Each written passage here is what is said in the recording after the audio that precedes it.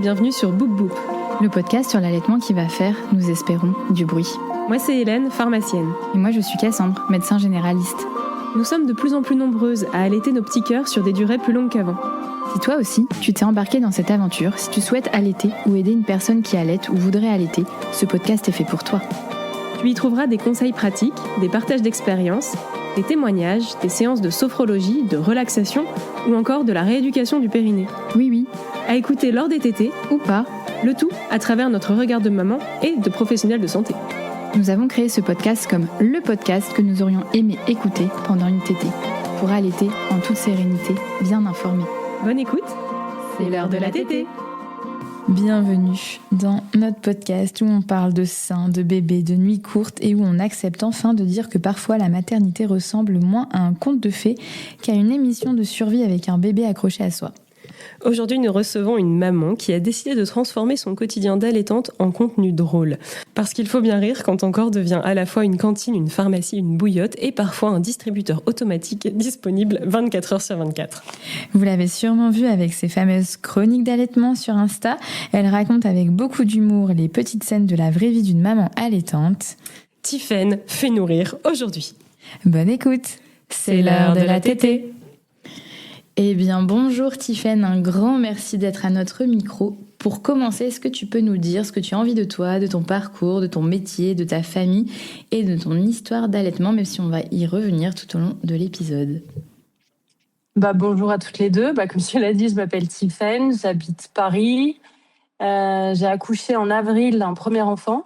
Du coup, l'allaitement, c'est aussi un peu nouveau. Sachant que là, c'est... Le grand dame, c'est l'allaitement sous canicule, quoi. C'est aussi une découverte. Nouveau level. Ouais. C'est l'allaitement à 23h45 sur 25, quoi. Mais quoi te dire de moi? Je suis humoriste à Paris, mais un peu partout en France. Enfin, on tourne, quoi. À côté de ça, j'ai encore un job sérieux. Je suis avocat, moi, à la base. Mais non. Ouais, on dirait pas, hein. On les voit pas, les 8 ans d'études. Pareil. On les voit pas pour nous non plus. C'est la fine fleur qui fait des podcasts.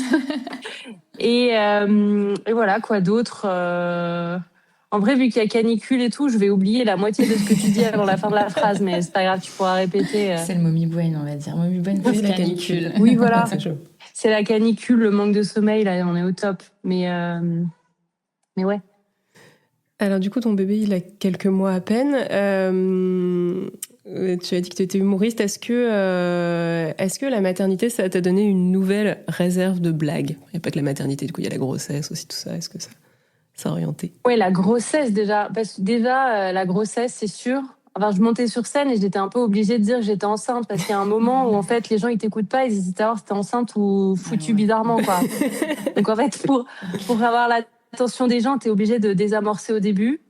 Donc ouais, et puis la grossesse, en sachant que moi ce que j'aime faire, c'est de l'humour assez féministe, de poser des questions. Et là, moi j'ai un garçon et il y avait une grosse question pour moi qui était comment t'es-tu qu'un garçon, quoi?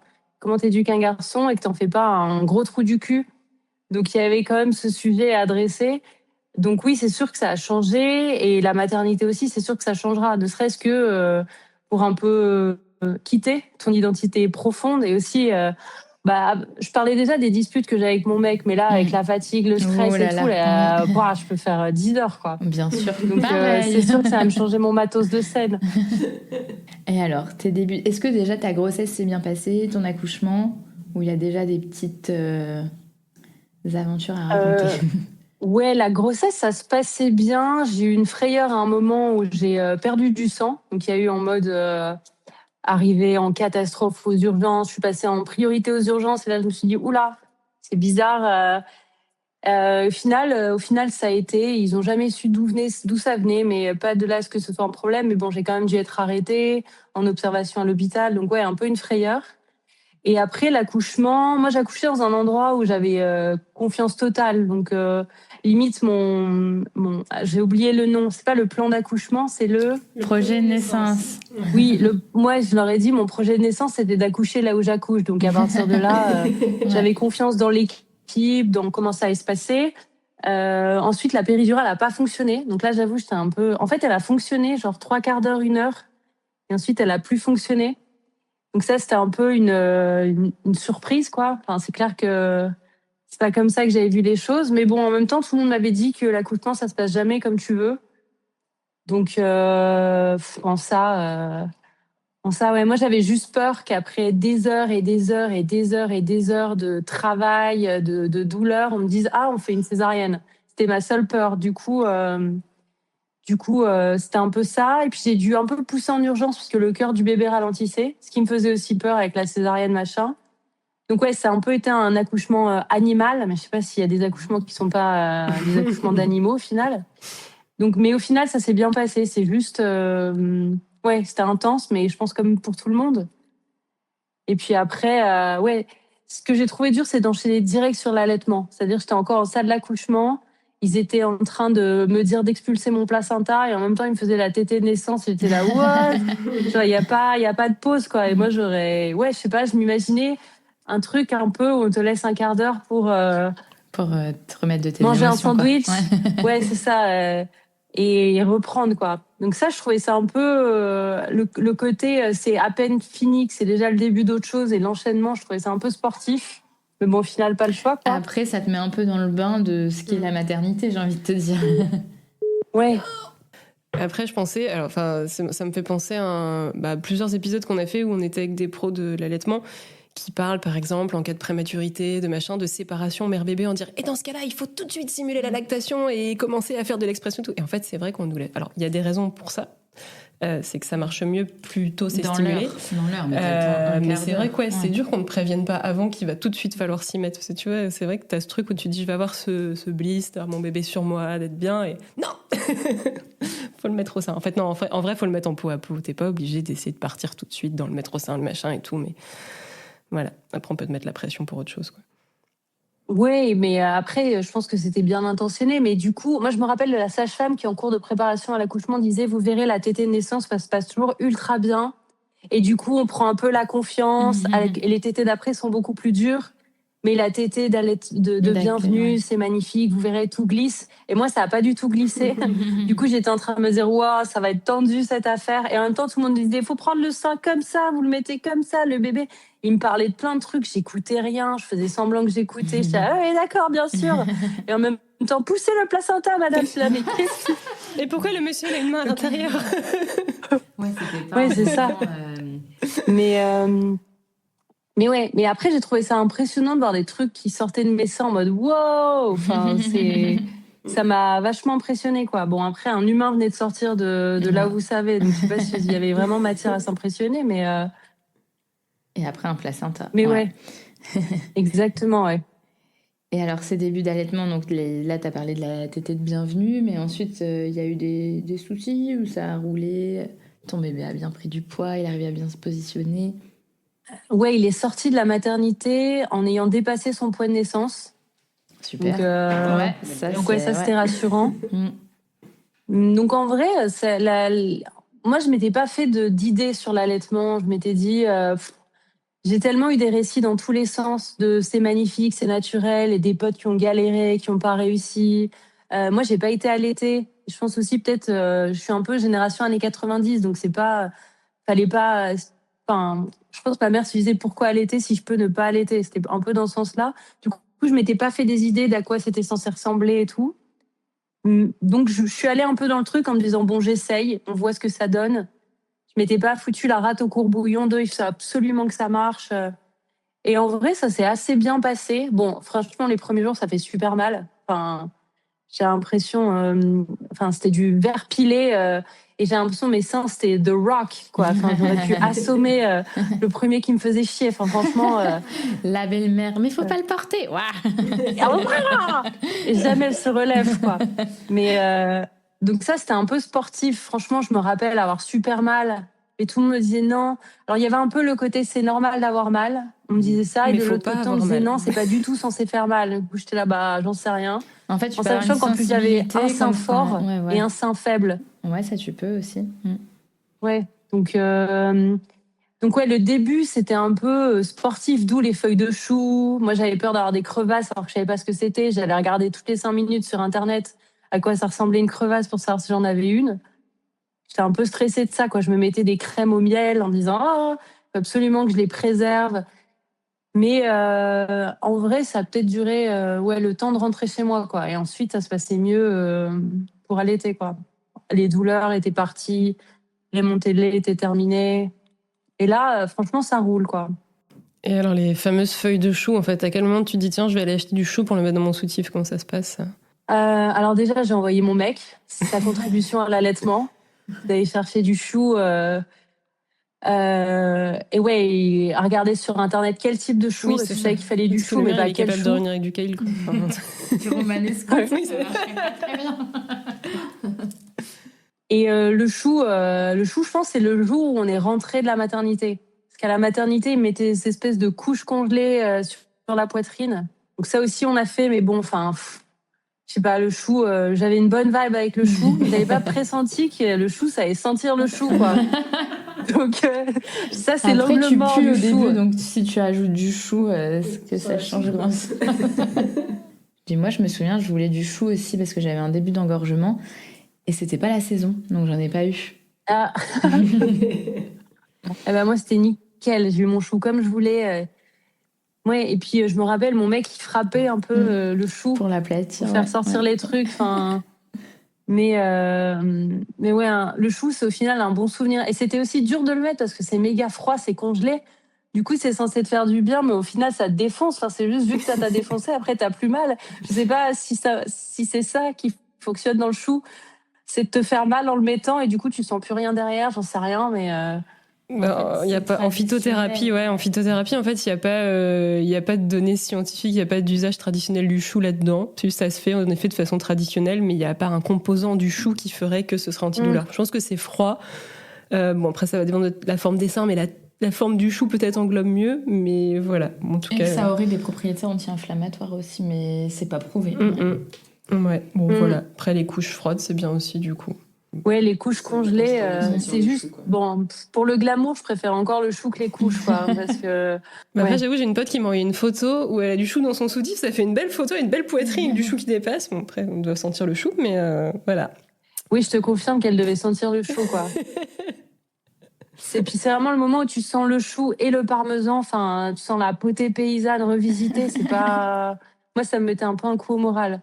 Mais le chou, au final, j'ai utilisé peut-être 3-4 jours.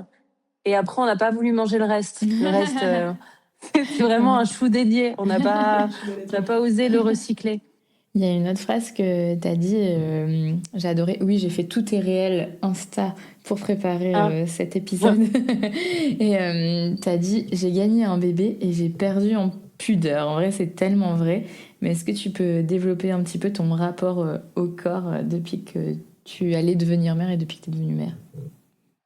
Ouais, bah, en vrai, je sais même plus comment j'étais avant, tellement maintenant, c'est la foire, quoi. Enfin, ouais, au début, même à la maternité, je n'osais pas trop parler des hémorroïdes, des trucs comme ça. Mais au bout de 2 jours où les puéricultrices te prennent les seins et blah, les foutent, tu sais, genre, dans la bouche du bébé. Au début, ils avaient un rapport où, ouais, j'essaie de rester une femme avant d'être un mammifère. Enfin, vraiment, mais là, j'ai lâché l'affaire. Mais même par rapport à mon mec, mon salle d'accouchement, il y avait un côté où, un moment, alors j'avais encore la poche des os. J'avais pas rompu la poche des os.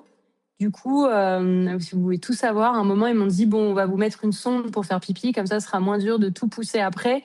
Et j'ai demandé que mon mec sorte en mode, je veux pas qu'il me voie faire pipi avec une sonde, j'ai envie de préserver mon couple. Ouais. Bon, 2 heures plus tard, il y avait une tête qui sortait du même endroit et il a tout vu, quoi. Moi, je me rappelle vraiment être en mode, regarde pas. Et lui me disant, non, je regarde pas, mais en sachant qu'il regardait, quoi. Donc, il y a vraiment eu une bascule. Et après, bon, sais, maintenant, je fais ma kiné du périnée, donc si tu veux encore des limites sur le corps... Moi, je peux te dire, j'ai fait rééduc du périnée où j'avais la sonde avec le... Elle l'avait branché à un petit ordi et je devais courir sur le tapis du kiné devant tous les autres patients. C'était pour évaluer si je pouvais reprendre la course à pied. Mais je me dis, mais vu que c'est la kiné du périnée, tout le monde va savoir que j'ai une sonde du périnée. Mais pourquoi de retour? C'était le plateau technique commun, tu vois. Non, j'avais un legging quand même, mais tu vois, tout le monde savait. Mais et là, en même temps, si les autres, ouais. c'est le kiné, c'était des mecs, il n'y a aucune idée qui sachent comment ça se passe. Hein. C'est vrai. Et là, si les autres sont tous là pour de la rééducation, après oui, tout le monde a une sonde. Qui a une sonde? Donc voilà, mais c'est clair que niveau pudeur, depuis qu'on est maman, enfin déjà, tu verras par la suite, mais t'as même plus de pudeur chez toi parce que tu pisseras plus toute seule. Mais voilà, mais ça t'as encore le temps, je pense. Oui, après de temps en temps, on a toqué à ma porte en mode il a faim, il a faim. Donc j'ai déjà eu des alertes. Il a faim, mais je suis dans la douche, il a faim. Donc j'ai une certaine idée de ça, quoi. Tu rajoutes à ça la canicule et le fait qu'on vit déjà à moitié à poil, enfin, c'est la famille Cro-Magnon, quoi. Mais oui, c'est clair qu'il y a un côté où le glamour, si glamour il y avait, vole en éclats, quoi. Et t'as déjà réussi à allaiter dans un lieu public ? Ouais, parce que pas le choix. J'ai une anecdote un peu drôle. J'étais avec une pote qui, pour le coup, a pas réussi à allaiter. On était au bois de Vincennes. Et d'un seul coup, le bébé hurle en mode j'ai faim là tout de suite maintenant. Et je trouve un petit caillou sur lequel me poser pour un peu m'asseoir. Et je commence à allaiter et je me rends compte 2 secondes plus tard qu'en fait, il y a un feu rouge juste à côté. Je me suis pas rendu compte parce que c'était feu vert. Donc j'allaitais au feu rouge. Du coup, tout le monde a vu, quoi. Feu rouge, les gens ont bien le temps de voir. Donc ça, je pense, c'est mon pire allaitement. Mais sinon, ouais, dans des restos, cafés... je pense que c'est pas ça le plus gênant. Le plus gênant, c'est allaiter en famille. Ouais. La première fois où j'ai allaité, mon père, je pense, il aurait pu taper une PLS, quoi. Il savait plus où se mettre, quoi faire. Ouais, c'est vrai, tu les vois Est-ce qu'il doit rentrer anxieux dans la pièce, sortir, faire genre il se passe rien, genre. Ça, je pense que c'est le plus gênant, quoi. Allaiter devant des gens qui sont encore plus gênés que toi et qui veulent vraiment pas voir tes seins, quoi. Moi, je trouve ça rigolo, c'est que mon père, il faisait le gars qui veut pas montrer qu'il est gêné. Ouais. Donc tu sais, en mode, oui, il fait quoi? Il mange. Et vraiment après, en essayant d'agir naturellement, et non, pas du tout. Il y a rien qui va. Ouais. J'ai des collègues aussi qui me l'avaient fait. J'étais passée au boulot avec mon bébé pendant mon congé mat et pas été au sein. Donc tout le monde vient me parler, il y a un collègue qui me fait il dort, non, il mange. C'est bien, ok, bon j'ai un truc à faire, on m'a appelé, donc voilà. Et en fait, alors que toi tu es la personne la moins gênée de l'histoire, parce qu'on rappelle qu'on ne voit rien. Je pense que les gens qui nous écoutent sont au courant, mais sauf si c'est à ce moment-là que ton sauf s'il y a un rêve et putain. Mais ça n'est pas arrivé sur mon père ni mon collègue. Mais en vrai, je sais pas si on voit rien tant que ça, parce que peut-être j'allaite pas. J'ai l'impression que les gens allaitent toujours mieux ou arrivent toujours mieux à cacher que moi.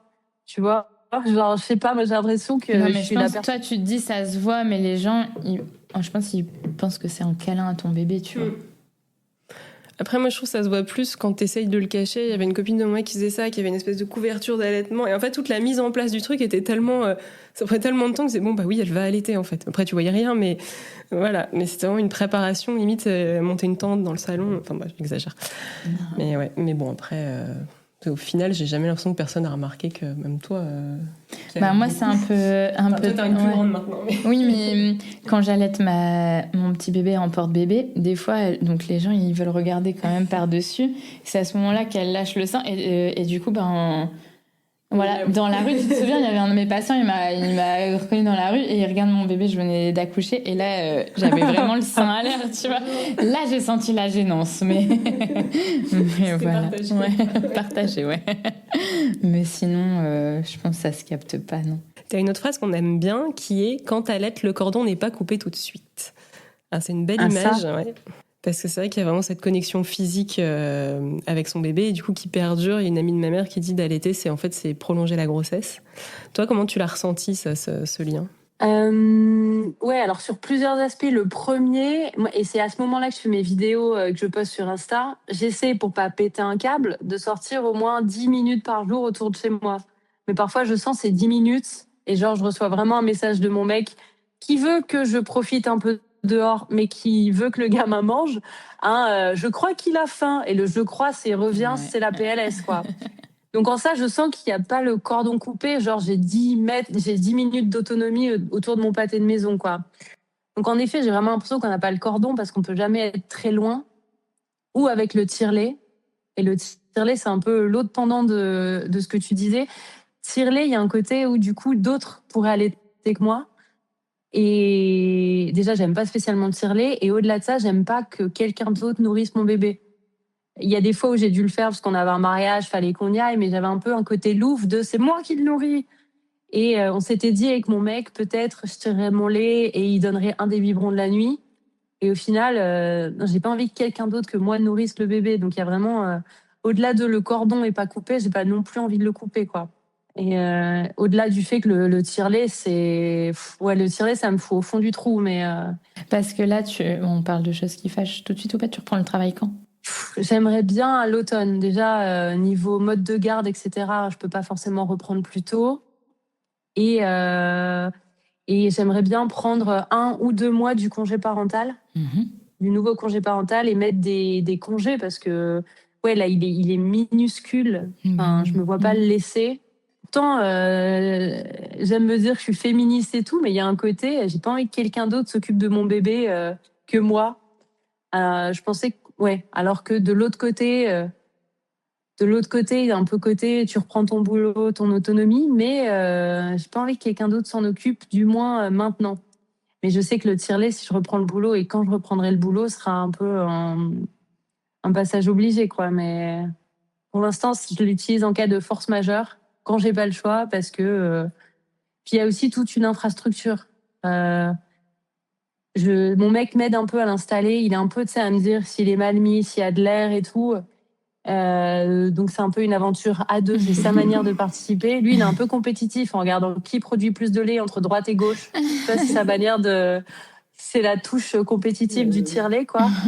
Mais j'aimerais bien à l'automne, ouais, pas avant fin septembre, hein, ou octobre, quoi. Il y a aussi une phrase, tu dis, c'est incroyable, c'est quand j'étais petite, je voulais être une princesse, maintenant je tire mon lait. Donc tu viens de nous en parler un petit peu, mais la trajectoire est quand même inattendue entre princesse et tirer son lait. C'est vrai qu'on voit pas de princesse Disney tirer leur lait. Mais toi, est-ce que tu t'imaginais ta version adulte de toi quand tu étais petite avec tout ça comme attirail? Non, pas du tout. Pas du tout. Déjà parce que j'ai pas trop vu des gens allaiter quand j'étais petite. Et que un peu mes tantes, ma mère, c'était un peu. J'ai toujours vu des femmes, des parents qui donnaient le biberon. Et l'allaitement était un peu dénigré. C'était un peu. Bon, ça n'a pas été dit comme ça, mais moi, je l'ai un peu ressenti ouais, c'est les Cro-Magnons qui font ça, quoi. C'est un peu la génération, tu retournes vite au boulot, et puis un truc. Il y a une solution plus facile, tu la prends. Donc, déjà, je pense que petite, j'avais même pas compris qu'un jour, je pourrais peut-être allaiter. Et au-delà de ça, non, je m'étais pas spécialement projetée dans la maternité. J'étais pas trop à jouer avec des bébés ou des trucs comme ça. Je sais pas si du coup, vous, si vous avez des enfants, ils jouent à allaiter leur bébé. Mais Bien sûr, moi, elles je sont pense que j'aurais obligées. plutôt joué à donner le biberon qu'à essayer d'allaiter, quoi. Ah, mais nous, on n'achète pas de biberon, du coup. Non, moi, elle leur donne des biberons. Moi, c'est une fille complètement indigne. Elle était allaitée 2 ans. Et sa seule obsession, c'est de donner des biberons à ses bébés, à ses Playmobil. Enfin, tout le monde a un biberon. Voilà, il n'y a aucun problème. Ça se passe très bien. Moi, je dois allaiter ces 15 poupées. Ah oui, c'est toi qui dois le faire. Elle a réussi à te mettre sa charge mentale. Voilà. C'est pas mal. C'est clair. Et non, le côté, ouais, je pense que même quelques mois avant d'avoir le bébé et tout, j'avais pas anticipé que je serais. Bon, j'avais compris que je serais pas Miss France, tu vois, à l'âge adulte, mais j'avais pas anticipé que je serais si loin de la Fashion Week. Tu vois, j'ai de la chance d'avoir des potes qui m'avaient un peu prévenu des mois d'après, de comment ça se passait, même sur reprendre ton corps d'avant, ce que ça voulait dire, que c'est pas parce que tu avais accouché que tu reprenais ton corps, que ça mettait des mois. Mais et donc j'étais un peu préparée, je sais pas si je voulais y croire ou pas non plus, tu vois.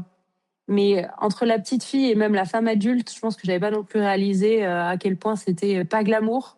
Mais ça me cause pas de problème non plus, tu vois. Je suis pas à pleurer en me disant que je pue le parmesan et que c'est un problème, quoi. Je crois que j'ai accepté ma nouvelle identité et c'est comme ça, quoi.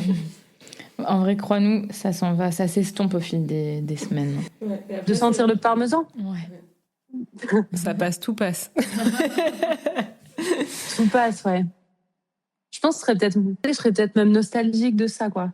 Après, là, en période de canicule, moi, c'est les cheveux de mes enfants qui sentent le parmesan. Et finalement, je trouve ça mignon. Oui, il n'y a pas de cheveux, mais ils ont quel âge pour sentir le Moi, parmesan? ils ont 3 et Comme 6, ça me prépare. mais là, je sais pas, je trouve que ma fille, en fait, c'est des petits blancs avec des cheveux tout fins, et là, avec la chaleur, je trouve qu'elle sent la croquette derrière les oreilles. Je trouve ça très mignon. En fait, je pense que cette odeur doit puer, mais moi, je trouve ça trop bien. Voilà, complètement folle. C'est des millénaires et des millénaires d'évolution pour que tu trouves que ça sente bon, quoi. Je pense. Bah, comme le caca des bébés à l'été, il y a un vrai dos là-dessus. Donc, ouais. Il y a plein. Moi, je trouvais que ça sentait le croissant. Ouais. Le croissant. Ouais. Ouais, tu me rappelleras de jamais aller chez ton boulanger, mais C'est super bien mon boulanger.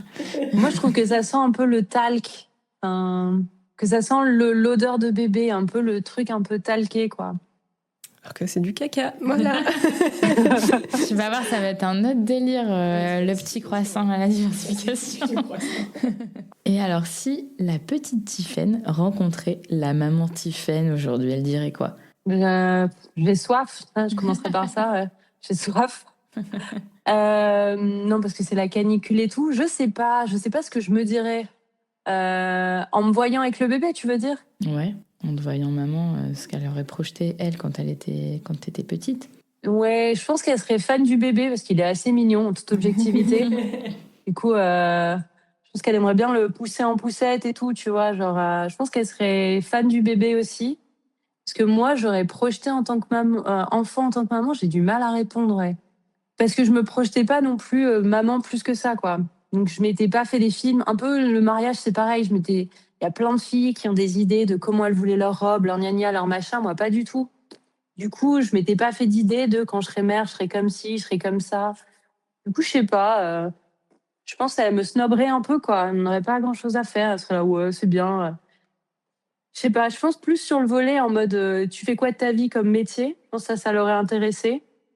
Mais ouais, peut-être que la Tiffaine enfant était plus féministe que la Tiffaine adulte, ça fait bader. Mais plus sur le volet pro, est-ce que tu fais un truc que tu veux? Mais sur la Tiffaine maman, ouais, je sais pas, pour moi, quand j'étais enfant, une maman, c'est une maman. Genre, il n'y a pas de catégorisation. Mais attends, mais pour toi, une féministe, elle a pas forcément d'enfants, du coup. Quand t'étais jeune, c'était ça que tu pensais? Petite, ouais, il y avait ouais, peut-être un peu ça, ouais. Plus, et maintenant, mes réflexions, c'est plus comment t'éduques un garçon. Comment tu fais un mec bien, comment tu lui fais passer un bon chemin sans reprendre des mauvais modèles. Comment tu fais pour qu'il ressemble à un bon mec bien, quoi. En ça, tu vois, je me dis, si j'avais une fille, ça aurait été plus facile. Je me dis, c'est plus facile d'en faire quelqu'un d'un peu badass, d'un peu qui a de la tchatch, qui se laisse pas. Je trouve ça plus facile de montrer à une fille comment être indépendante, comment être forte. Je trouve ça plus compliqué d'élever un mec et de lui expliquer comment pas être un trou de balle. Même si toi ou le coparent l'est pas, t'as quand même un peu l'influence de l'école, les potes, la télé, tout ça. Et comment ne pas faire rentrer dans un rôle un peu où tu dois être fort, pas pleurer, gna gna gna, toujours avoir des apparences qu'un peu la société t'oblige d'avoir, quoi. C'est plus facile de faire une fille forte que de faire un mec pas fort, mais dans le sens raisonnablement humain, quoi. Ouais. Bah, c'est hyper dur. Ça a été une grande interrogation parce que je connaissais pas le sexe de mon aîné. Et bon, c'est un garçon. Il y a un livre qui s'appelle Tu seras un homme féministe, mon fils, oui, qui est pas mal. Il y a l'épisode du podcast avec Victoire Toyon, Les couilles sur la table avec l'autrice. Voilà. Mais après, alors moi, du coup, j'avais plein de belles théories quand il est arrivé. Enfin, on va en faire un enfant non-genré. Voilà. Autant dire que la société a fait son travail à ma place. Je sais pas si mon fils est féministe et déconstruit, c'est un peu raté. Mais on y travaille. Il a que des copains garçons. Il veut faire que du foot. Les filles, c'est pas intéressant. Enfin voilà. Bon, je raconte pas les trucs avec sa sœur. Genre, mais non, maman, les filles sont nulles et elles peuvent pas faire ça. Voilà. Ouais, après, c'est l'école, tout ça. Ouais. Mais bien sûr, j'ai lu ce livre et j'ai vachement aimé. Et ça m'a aussi vachement inspiré pour le stand-up. il y a une grosse partie de ce que je fais au stand-up qui est aussi du coup là-dessus, en sachant que moi, mon père vient de Pologne, ma mère vient de Sicile. Du coup, niveau macho, on est bien, quoi. J'ai déjà eu des réflexions sur c'est bien que ce soit un garçon, le bébé, c'est là, mais tu sais, genre, il a même pas conscience lui-même d'être un garçon, qui sont déjà en train de lui coller l'étiquette, un maillot de la Juventus et une gourmette, tu vois. Mais ouais, nous, pour l'instant, on essaye de pas en faire un bébé genré. Ça passe aussi par les habits, par plein de choses. Mais c'est pas grand-chose à ce stade. Mais ouais, j'ai eu plein de réflexions de mais comment tu vas faire pour l'habiller si tu sais pas si c'est une fille ou un garçon. Ouais, moi aussi. Bah, des vêtements, je sais pas, il y a pas besoin de froufrou. Pas besoin de chaussettes à froufrou à la naissance. Donc ça, on essaye un peu de le faire, même si on a quand même reçu des salopettes camion poète-poète, tu vois, parce que bon, je pense que les gens essaient de te faire plaisir en pensant que c'est cool, mais bon, il a quand même des habits où on voit que c'est un garçon. Même ça me fait chier de me dire c'est un bébé, pourquoi j'ai besoin d'afficher au monde entier c'est un petit garçon et du coup je l'habille d'une certaine manière, c'est quand même, ils sont minuscules. Enfin, je trouve ça plus facile quand même quand t'as un garçon de l'habiller neutre. Parce qu'une fille, parce qu'une fille, c'est tout de suite des trucs un peu froufrou, fleurs, qu'un garçon, c'est des trucs un peu marinières que tu lui mets ou salopettes que tu pourrais aussi mettre à une fille. Donc je trouve que c'est quand même plus facile dans ce sens-là. Complètement. Moi, mon premier, c'est un garçon et de base, j'avais acheté des choses neutres comme toi, du blanc, du beige, du bleu marine. Je trouve que c'est hyper... du vert, du jaune. Voilà. Et du coup, ses sœurs, elles ont récupéré les habits du grand frère, donc elles ont été habillées en peu genré au début, et c'est vrai quand je mets du rose, c'est les habits de mes copines qui elles ont leur bébé depuis plus de 10 ans, et où il a 10 ans, et c'était vraiment hyper genré, bleu pour les garçons, rose pour les filles. Maintenant on revient un peu sur ça, Et moi j'aimais bien lui mettre des pyjamas roses avec des licornes aussi. C'était mon petit délire, mais tout le monde disait mais attends, mais pourquoi tu fais ça? A priori très peu de trauma, mais ça me faisait rire. Oui, et puis là, je peux choisir ces pyjamas, le rose avant c'était une couleur masculine. C'est le rouge édulcoré, quoi. Et c'est le bleu qui était un peu la couleur, ils en parlent dans le bouquin dont tu parlais, c'est le bleu qui était un peu la couleur féminine. Donc bon, pour l'instant on essaie de pas l'éduquer trop genré. J'en parle vachement dans mon stand-up en disant que c'est mon mec la maman, quoi. Je fous plus rien à la maison, je veux qu'ils voient que c'est les mecs qui cuisinent. Je veux qu'un jour ils se disent mais ah bon, mais n'importe quoi, c'est les femmes qui font. Mais non, mais c'est les femmes qui font la mécanique. Tu vois, je veux un peu le mindfucker et que du coup, c'est mon mec qui fait le ménage et tout. Ça, c'est une bonne idée, ça. Ouais. Je sais pas si c'est du féminisme ou de la flemme, mais... mais moi, si je fais ça, il va me dire, taille la haie qui fait 3 mètres. Mais moi, quand j'étais petite, je savais pas que les femmes cuisinaient. C'est mon père qui cuisine chez moi. Et je l'ai compris hyper tard. On me dit, mais elle a de la chance, ta maman. Elle a de la chance. Mais pourquoi elle a de la chance? Tu vois, on mange, elle aime pas cuisiner, elle cuisine pas. Je comprenais vraiment pas le délire. Et vraiment, ça a été assez tard que j'ai compris cette distribution des rôles qui était pas normale, guillemets, chez mes parents. Bon, voilà. Après, ils font plein d'autres trucs bien genrés tous les deux. Évidemment que c'est ma mère qui gère les papiers de mon père. Mais malheureusement. Ouais, c'est vrai que c'est mais même, on a vu des nounous, et les nounous, elles me parlaient à moi. Ton numéro est en alors, si tu le gardes, tu vas vite comprendre, ma belle. C'est pas la peine de m'appeler. Pareil, on a une femme de ménage. Au début, c'est à moi qu'elle parlait et elle demandait où étaient les produits. J'étais là, mais moi, j'en sais rien, en fait. Ça me rend ouf aussi. C'est moi qui gérais les emplois des aides ménagères qu'on a pu avoir. Et on en a pu, mais à chaque fois, c'est alors, madame, du coup, j'en sais rien. Je suis aussi perdue que mon mari sur cette question. Oui, puis je sens qu'elle me juge un peu. Elle va se dire, mais alors, si tu fais pas le ménage et que c'est ton mec qui me gère, qu'est-ce que tu fais de tes journées, tu vois? J'ai 2 travails et j'allaite, d'accord. J'ai une vidéo de prout. Oui. Donc, je me rappelle plus de ta question à la base. Attends, pourquoi on est parti sur les bébés genrés, les princesses, tout ça, je sais plus. C'est pas grave. Écoute. On peut mais oui, je vais essayer de faire un bébé le moins genré possible, quoi. Mais oui, t'as pas les cartes dans ta main, t'as la famille, ce que les gens projettent. Bien sûr, la famille. En fait, c'est au-delà des normes de genre, c'est comment... encore une fois, c'est pas facile. Hein. Ils vont grandir dans un univers qui est quand même un peu plus ouvert que celui d'il y a 20 ans. Enfin, là, on voit tous les MeToo qui s'ouvrent et tout ça, nos garçons. Mais ouais, en fait, c'est comment t'en fais pas un connard, quoi. Comment je sais pas, est-ce que moi, à 15 ans, il va regarder une pub avec une femme démêlée en me disant « Oh là là, quelle salope !» Non. Voilà, j'ai peur des fois de ça. Mais bon, je dis pas. Et puis, qu'il ait le droit d'être un humain normal. Genre, t'as le droit de pleurer, t'as le droit de pas être bien, t'as le droit d'avoir des émotions. Moi, j'ai pas envie d'élever un caillou, quoi. Donc, c'est rendre un service aux mecs aussi de leur laisser être des humains normaux, parce que aussi, je pense, sont enfermés dans un espèce de truc performatif de le plus fort, le plus beau, le plus musclé, le plus gna gna gna. Enfin, donc bon, écoute, on verra là. Et là, on en est encore au stade où c'est gérable. Il sait même pas lui-même qu'il est un mec, tu vois. Donc, Et alors, qu'est-ce que l'allaitement, ça t'a appris sur toi, à part que t'étais capable de produire de la crème? que j'étais capable tout court, tu vois, parce qu'il y a un côté, l'allaitement et au-delà la maternité, de m'écouter. Tu vois, moi, je fais partie des gens qui pensent toujours du principe que les gens savent mieux, que tu vois, un peu à s'effacer. En fait, non, tu sais, t'es en capacité, t'es en contrôle, et en ça, je pensais que ce serait plus galère. Donc, ça m'a appris que je sais, je peux m'écouter. Genre, et ouais, et un peu un côté animal, mais dans le bon sens du terme, tu vois, où je sais s'il va avoir faim, parce que je le sens dans mon corps, tu vois. Donc il y a un côté presque télépathique, presque magique, qui est vachement cool, d'être plus ramené à un truc animal, avec le côté désagréable qu'on disait tout à l'heure, la feuille de chou, la senteur parmesan, tu vois. La chips senteur parmesan, c'est clairement moi, quoi. Bretz. Donc il y a un côté... Il y a un côté pas très cool à capter que tu es vraiment un mammifère, et de l'autre côté, cette connexion, c'est vachement satisfaisant et gratifiant. Donc ça m'a appris ça de moi. Et l'allaitement aussi, ouais, un peu que j'étais plus patiente que ce que je pensais. C'est quand même, et notamment là avec la canicule, il y a plusieurs fois des allaitements qui ressemblent à des matchs de catch, tu vois. Genre, il veut pas, mais en même temps, il veut, il sait pas qu'il veut. Moi, je sais plus s'il veut encore. En même temps, j'ai envie de dormir.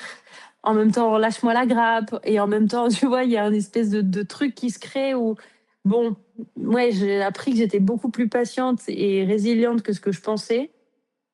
Donc, je pense que c'est un peu ce que j'en sors pour l'instant. En sachant que c'est quand même une expérience, tu vois, ça n'est même pas 2 mois et demi, 3 mois, quoi. Donc, c'est encore très neuf. Je sais pas ce que ça m'apprendra au plus long cours. Parce que t'en sors, je me dis, pour la phase où tu dois un peu, vraiment, pour le coup, comme on en parlait, couper le cordon. Ça, je pense que du coup, ce sera dur. Je pensais que je serais, mais c'est peut-être dû à l'allaitement et au fait d'être tout le temps collés l'un à l'autre, je pensais que je serais plus détachée. Là, je suis un peu, je suis le cliché de la maman sicilienne, quoi. En étant moi-même sicilienne, j'ai le droit de le dire, mais il y a vraiment un côté, mon fils, tu vois, à pas vouloir le lâcher et tout. Donc, ça, je pensais que je serais plus détente, moins louve que ça. Mais ça, c'est aussi lié à la maternité en général, un côté très... Je pensais que je serais à la fois plus zen sur certains points, et je me sens assez zen sur... je me sens assez détendue.